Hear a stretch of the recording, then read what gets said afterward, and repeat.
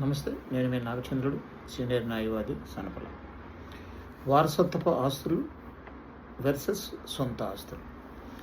వారసత్వ ఆస్తులు, సొంత ఆస్తులు తేడా ఏంటి? ముందుగా వారసత్వపు ఆస్తులు గురించి మనం తెలుసుకుందాం. మన తాతల నుండి వచ్చే ఆస్తులను వారసత్వపు ఆస్తులు అంటారు. అది ఏ ఆస్తి అయినా కావచ్చు. అది అగ్రికల్చర్ ఆస్తి కావచ్చు, ప్లాట్ కావచ్చు, ఇల్లు కావచ్చు, లేదా అపార్ట్మెంట్లో ప్లాట్ కావచ్చు.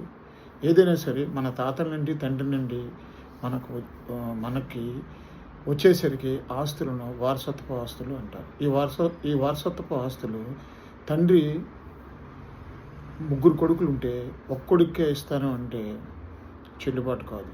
ఒక కుమారుడికి గిఫ్ట్గా లేక వీలునామాగా ఇస్తాను అంటే చెల్లుబాటు కాదు. వారసత్వపు ఆస్తిని జన్మ తరహాగా తల్లి గర్భంలో ఉన్నప్పుడే ఆ వారసులకు హక్కులు సంక్రమిస్తాయి. అంటే వారి వాటా కోరే హక్కు వచ్చేస్తాయి.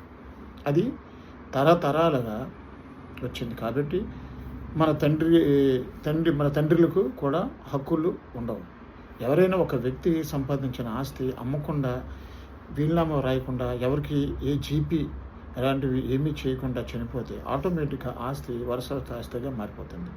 ఎందుకంటే ఆ తండ్రి నీకు ఎంతో, నాకు అంతే. కాబట్టి మనం సోదరులం కాబట్టి మనం అందరం సమానంగా పంచుకునే పరిస్థితి ఏర్పడుతుంది. ఇది వారసత్వపు ఆస్తి సంబంధించిన విషయం.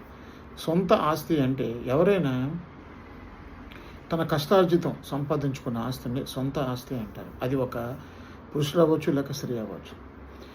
ఎవరైనా సరే ఆస్తిపైన వాళ్ళకి పరిపూర్ణమైన హక్కు కలిగి ఉంటుంది.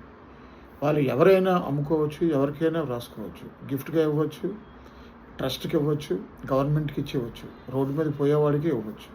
మూడో వ్యక్తి ఇచ్చే హక్కు వాళ్ళకు ఉంటుంది. సొంత ఆస్తిపై మాత్రమే హక్కు భార్యకి కానీ, కొడుకులకు కానీ, కూతుర్లకు కానీ ఎవరికి సంక్రమించవు. సొంత ఆస్తి సంపాదించిన వ్యక్తికి పూర్తి హక్కులు ఉంటాయి. అది సొంత ఆస్తి. వారసత్వపు ఆస్తి వేరు, సొంత ఆస్తి వేరు. ఇది డిఫరెన్స్.